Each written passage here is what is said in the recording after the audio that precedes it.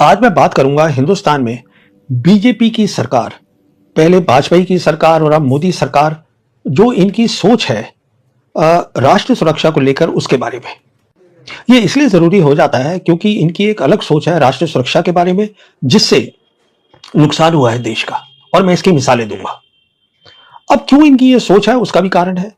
देखिए, बीजेपी एक विचारधारा वाली पार्टी है और उनकी विचारधारा के तहत यह जरूरी है कि देश को मजबूत दिखना चाहिए, शक्तिशाली दिखना चाहिए। है कि नहीं है वो अलग कहानी है, तो उसका दिखना बहुत जरूरी है और इसलिए इनका एजेंडा है जो इनको मुकम्मल करना ही है।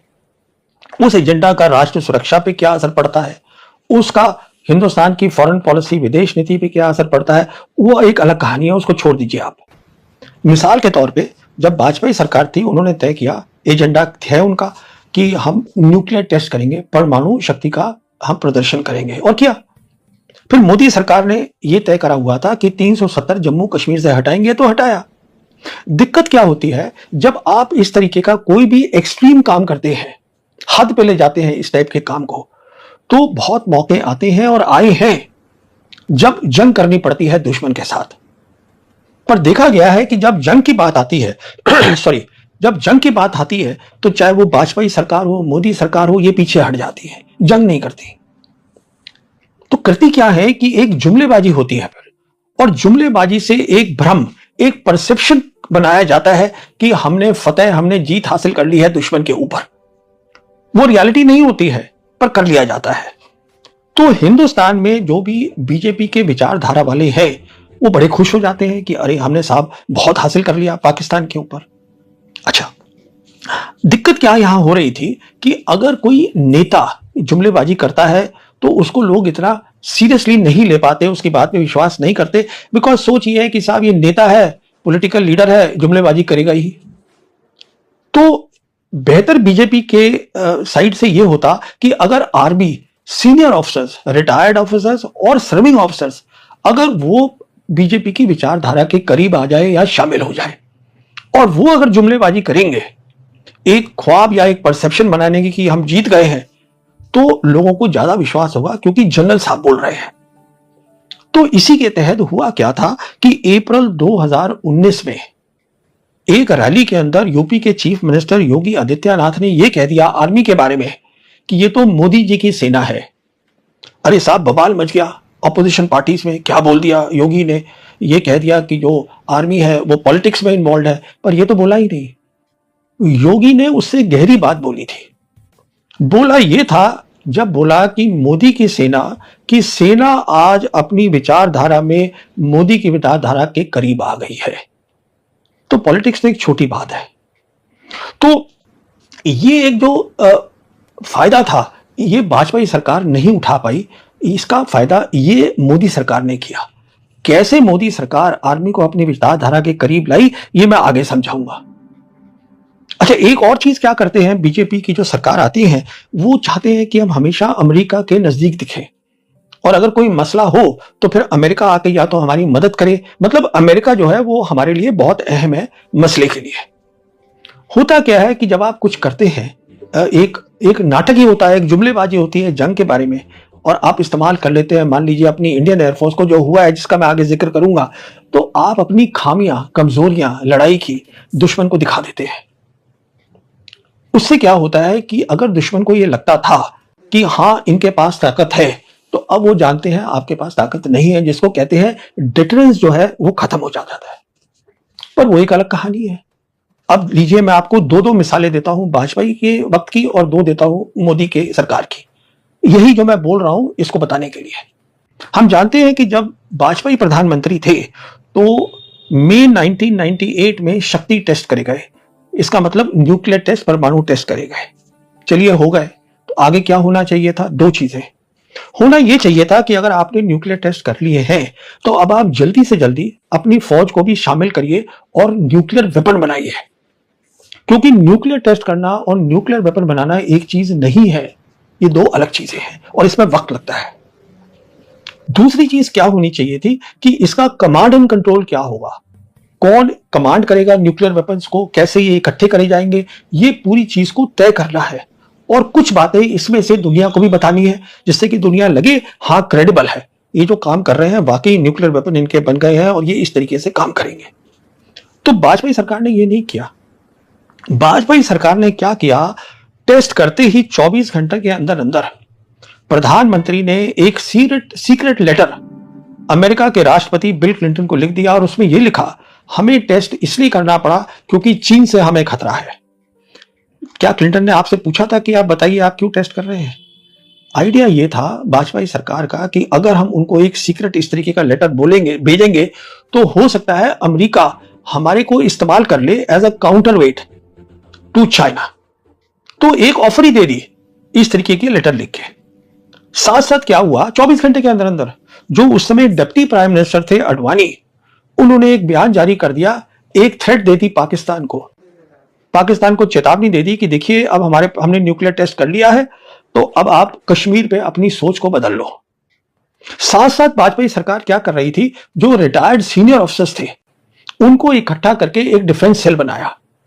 अब ये कोइंसिडेंस है, ये ऐसा हुआ कि जो उनका हेड था डिफेंस सेल का, जनरल जेकब, बहुत माने जाने, अब है नहीं, फौत हो गए हैं, बहुत माने जाने सोल्जर हैं बांग्लादेश में, उन्होंने बहुत काम किया है, आर्टिलरी के थे, मैं भी आर्टिलरी में था, तो कुछ जान पहचान थी, तो हम लोग कई बार बैठ के कई घंटे बातचीत करते थे।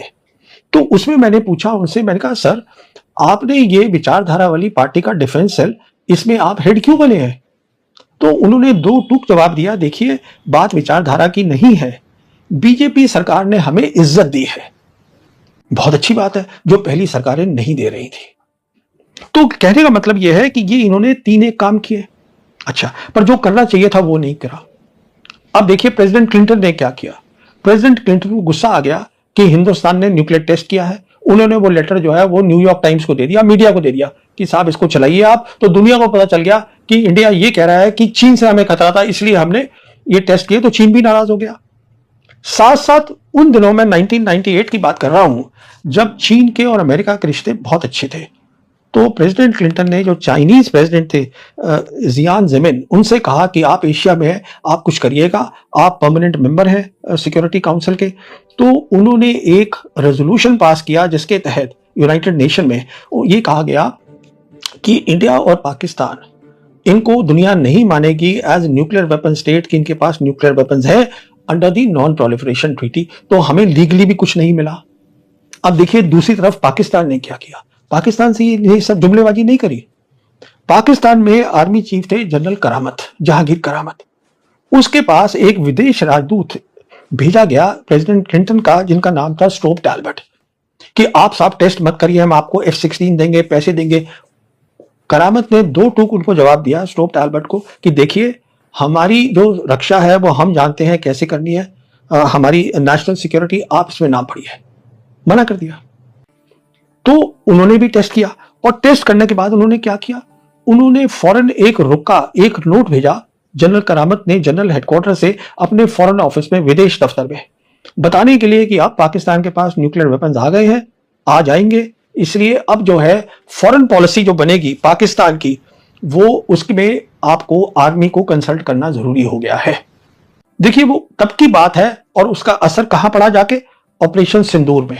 कैसे पड़ा कि आज हम देख रहे हैं ऑपरेशन सिंदूर के बाद जो आर्मी चीफ है पाकिस्तान के, फील्ड मार्शल आसिम मुनीर, दुनिया उनसे ज्यादा बात कर रही है राजनीति के बारे में, पाकिस्तान की प्राइम मिनिस्टर से कम कर रही है, क्योंकि फॉरेन पॉलिसी भी वो कंट्रोल कर रहे हैं, और ये वहां न्यूक्लियर वेपन से आई, बस सारी बात। आगे चलिए, ये रिजाइन कर गए करामत साहब, जनरल करामत, उनके आगे आए जनरल मुशर्रफ। उसी साल दिसंबर 1998 में उन्होंने एक ऑर्गेनाइजेशन बना दी, एक दफ्तर बना दिया जिसका नाम है स्ट्रेटेजिक प्लान्स डिवीजन, जिसका काम यह था कि देखिए टेस्ट हो गए हैं, अब जो भी कुछ और करना है, न्यूक्लियर वेपन बनाने हैं, जो भी डॉक्ट्रिन्स बनानी है, वो अब आप जल्दी जल्दी बनाइए। और फिर उन्होंने दुनिया को भी बताना शुरू कर दिया कि हमने ये किया है। आगे देखिए, जनरल मुशर्रफ 2000 में गए चाइना, और उनको अब बोला कि देखिए वो दोनों साथ हो गए ना, चाइना और पाकिस्तान साथ हो गए, क्योंकि ये लेटर लिख दिया गया इस तरीके का।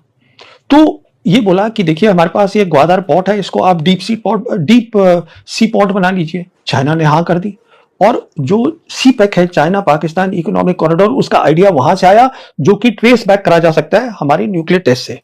उसके बाद देखिए क्या हुआ 2004 में, कुछ खतरा बढ़ा पाकिस्तान आर्मी को। हिंदुस्तान आर्मी की तरफ से हिंदुस्तान आर्मी ने एक कोल्ड स्टार्ट डॉक्ट्रिन की बात कर दी, तो चीन ने मदद करी पाकिस्तान की टैक्टिकल न्यूक्लियर वेपन्स में, और फिर पाकिस्तान ने डिक्लेयर कर दिया अब हमारे पास फुल स्पेक्ट्रम डिटरेंस है, मतलब अब हम हर लेवल पे लड़ाई के हमारे पास न्यूक्लियर वेपन है। तो उसके बाद क्या हुआ, क्योंकि चीन भी नाराज था कि इस तरीके की बात करी गई वाजपेयी सरकार ने की है, तो उन्होंने लाइन ऑफ एक्चुअल कंट्रोल पे धीरे धीरे करके हमारी टेरिटरी के ऊपर अंदर आना शुरू कर दिया, इंट्रूजन शुरू कर दी। ये सब शुरू हुआ है 1998 न्यूक्लियर टेस्ट और प्राइम मिनिस्टर वाजपेयी के लेटर के बाद।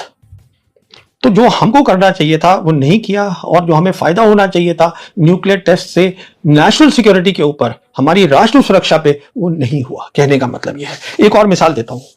दूसरी मिसाल है, हम जानते हैं 9/11 हुआ, मतलब 11 सितंबर 2001 को पहली बार जो दुनिया का सबसे ताकतवर मुल्क था अमेरिका, वहां पर टेररिस्ट अटैक हो गया और सारी दुनिया चौंक गई।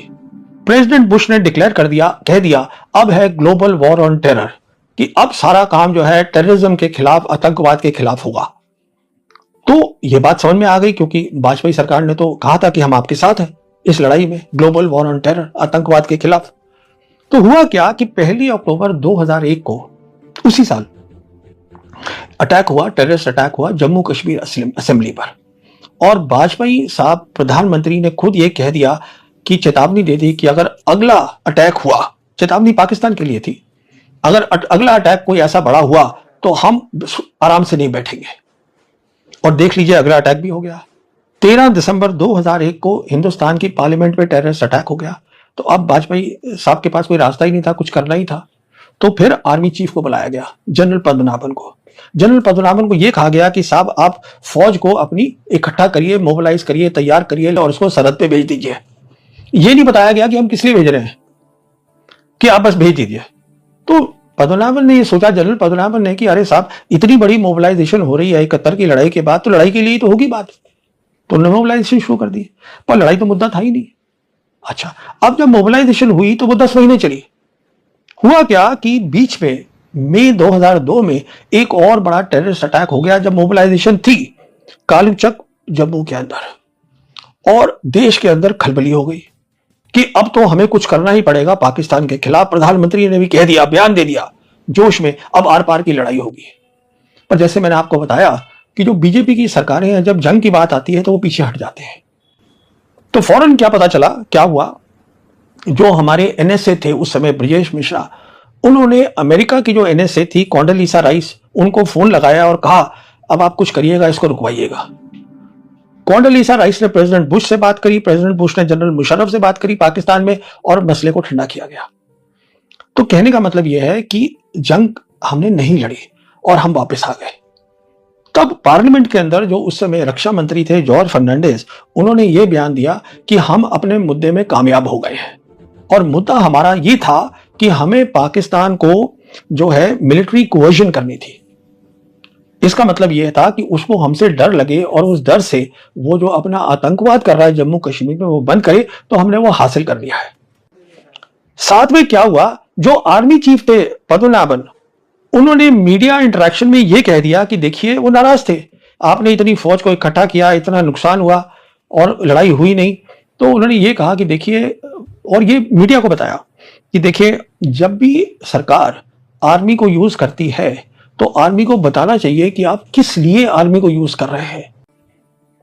क्योंकि जहां तक पद्मनाभन का सवाल था, उन्होंने मोबिलाइजेशन करी थी जंग के लिए, पर जंग तो करनी नहीं थी वाजपेयी सरकार को। उन्होंने ये कह दिया कि हमने उनको जो डरा दिया है, अब वो प्रॉक्सी वॉर अपनी बंद कर देंगे। और मीडिया जो थी उसने इस बात को उछाला कि हाँ, ये दोनों में अलग अलग सोच थी। अब मोदी सरकार जब आई है, मोदी सरकार ने इन सब बातों को अच्छी तरीके से समझा। अब मीडिया को तो हम जानते ही हैं, उसका नाम अब गोदी मीडिया पड़ गया है। अब सिर्फ बात यह थी कि किस तरीके से फौज को जो विचारधारा है वो अपनी विचारधारा से जोड़ा जाए। तो उसके लिए मोदी सरकार ने आते ही कुछ कदम लिए। पहला उन्होंने क्या किया, एक बहुत बड़ा मुद्दा था फौज का, जिसको बोलते हैं 1 रैंक 1 पेंशन, तो उसको हाँ कर दिए कि हम इसके लिए राजी हैं।